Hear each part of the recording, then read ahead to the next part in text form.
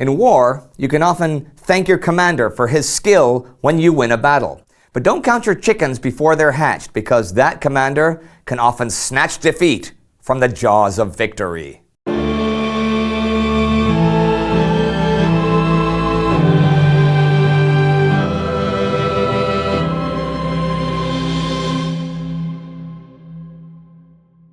I'm Indy Nidell. Welcome to the Great War. Last week, the Italian front came alive and the Italians broke through the Austro-Hungarian forces to take Gorizia. The Turks took Bitlis and Mush from the Russians, while further north, the Russians took more territory from the Austrians. On the Western Front, the small daily battles at the Somme and Verdun continued, seemingly endlessly. They certainly continued this week, that's for sure. The British advanced northwest of Pozières on the 12th, and then from Pozières to the Somme River itself the 18th. The French took the German 3rd Trench System from the Somme to Hardécourt, and then took trenches along the 15-kilometer Cléry-Maurepas-Guillemont front. As for the German maneuvers at the Somme, on the 18th, there was a German counterattack from the Leutze Wood. According to war correspondent Philip Gibbs, they advanced shoulder to shoulder like an iron bar, and it was sheer suicide. British machine guns mowed them down line after line. Gibbs also wrote about the tone in German letters taken from captured or dead men in that period. One read, "I stood on the brink of the most terrible days of my life. They were those of the Battle of the Somme. It began with a night attack on August 13th to 14th. The attack lasted till the evening of the 18th, when the English wrote on our bodies in letters of blood, 'It is all over with you.' A handful of half-mad, wretched creatures, worn out in body and mind, were all that was left of the whole battalion. We were that handful." German morale was also taking a hit at Verdun. On August 18th, the French took the whole of Fleury, and French morale rose perceptibly at Verdun in August. Everywhere, the Somme, Russia, Italy, the Near East, everywhere, the Allies were attacking and seemingly successful, and Verdun was no longer seriously threatened. German morale correspondingly fell, and in August, partly because of the exposed ground it had to defend, German 5th Army casualties were higher than those of the French at Verdun for the first time. There was also dissension in the high command there. On the 15th, German Army Chief of Staff Erich von Falkenhayn wrote a memo to the 5th Army that they must maintain an aggressive posture. He had not given up the prospect of future attacks. And at 5th Army headquarters, General Francois, running the show on the left bank, wanted to renew the offensive. But General von Lochau, on the right bank, who'd been there since February, thought that would lead to pointless casualties and that they should consolidate what they had. The week ended inconclusively. And on yet another front, things were inconclusive. On the Eastern Front against Russia. On the 12th, the Germans retreated from the Strypa River, and the next day, a German attack at the Stockhod was repulsed. But things weren't going so well for the Russians anymore. In the south, General Platon Leszczycki's men had to pause until the 12th, 2 days after Stanislau had been taken. When German reinforcements arrived to help the Austrians, he no longer had the forces to overcome Central Power's defenses. Though twice in August his forces set foot on Hungarian soil, the threat in the Bukovina was over. Mikhail Alexeyev, the Russian chief of staff, was still obsessed with splitting the front at Kovel, but that was unrealistic once German Marshal Paul von Hindenburg's command had been extended over Austrian forces and large reinforcements began arriving. So, men and material that could have helped Leszczycki attack Hungary were wasted on a fruitless battle. The Russians had almost no maps, and German control of the skies not only bombed the Russian lines with impunity, but made Russian artillery preparations nearly useless. Since the attacks were failures, Brusilov ordered the men to go over to defense. Still though, attacks on Kovel would continue throughout the month, though under General Alexei Evert's direction, and he was pretty incompetent, as we've seen. And with the same result, the army breaking in the face of high explosive shells and machine gun fire. The casualties were too high to count.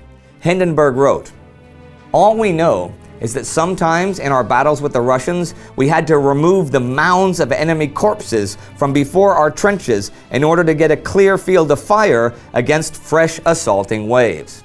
But really, With the end of Leszczycki's drive by the 15th, the Brusilov offensive was over. And another offensive also ended this week, one that was only a few days old, on the Italian front.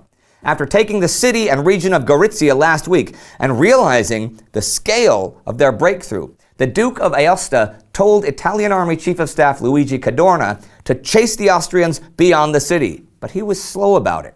The Austrians, seeing no point in defending hills and mountains with the city lost, pulled back to the Valona Valley.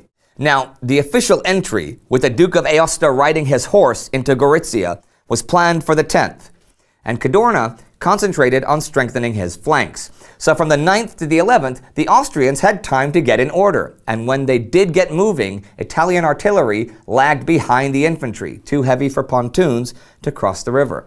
And the Austrian gunners were soon ready behind their barbed wire. And Austrian General Borojevich's reinforcements had finally arrived. The Italian attacks did not begin until the 12th. Wave after wave of Italians was beaten back in the old familiar way, and when Cadorna called off the battle the 16th, the Austrians had lost 50,000 men.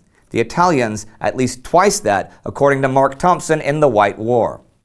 Still, people proclaimed that a wholly Italian army had defeated a great foreign army for the first time since the fall of Rome. And all the Allies agreed that capturing Gorizia was a major deal. Cadorna's position as generalissimo was now totally secure, and Italian morale surged. But his limitations as commander were on full display. He didn't exploit the breakthrough, and by the time he saw the opportunity, he couldn't get his men to the Austrian second line before they beefed it up. You want to know something else that Thompson and I think is kind of astonishing? The Vipacho Valley, which led to the heart of Slovenia, now lay open, and no one seemed to realize it. This week, for the Italians, had kind of been a case of snatching defeat from the jaws of victory. Certainly, many historians agree that if Cadorna had driven eastward the 9th and not waited 3 days, breakthrough would have been certain, and the Duke of Aosta could have ridden his stupid horse into Ljubljana. But still, the Habsburg Empire was shocked, and at least the gate on the road to Vienna lay open. The Italians had shifted the front eastward, but the challenge ahead for them now was uphill attacks against well-built and well-defended positions. And while the fighting in Italy was over for now, the Balkans flared into life this week. On August 17th, 18,000 Bulgarians attacked the Allied line near Florina, where it was being held by the Serbs.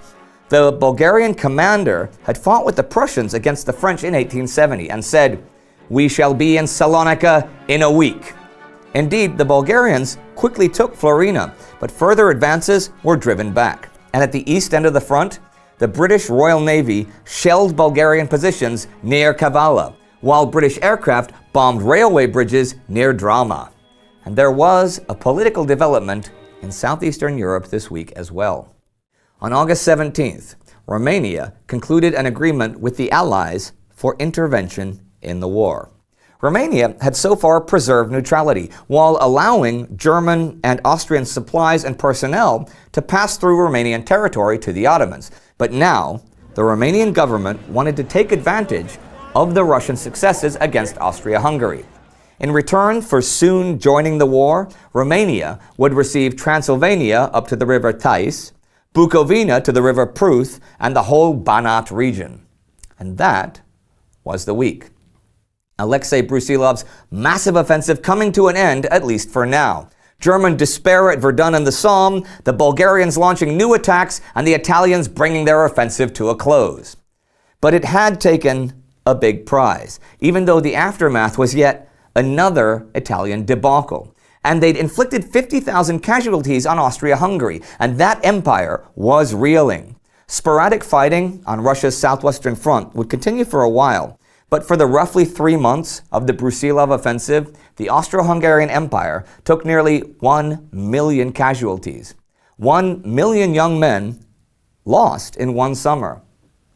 How long would they be able to keep on after that? How long would they be willing to keep on? Only time will tell. If you'd like to know more about Italy joining the war and the political situation there before the war, you can click here to watch our special episode about that. If you're interested in the fascinating and inhuman Alpine front, you can buy Mark Thompson's The White War in our Amazon store, where we get a cut of the checkout price. Our Patreon supporter of the week is Jan Stian Adamek. Please help us out on Patreon to make this show even better and get cool perks in return. Don't forget to subscribe. See you next time.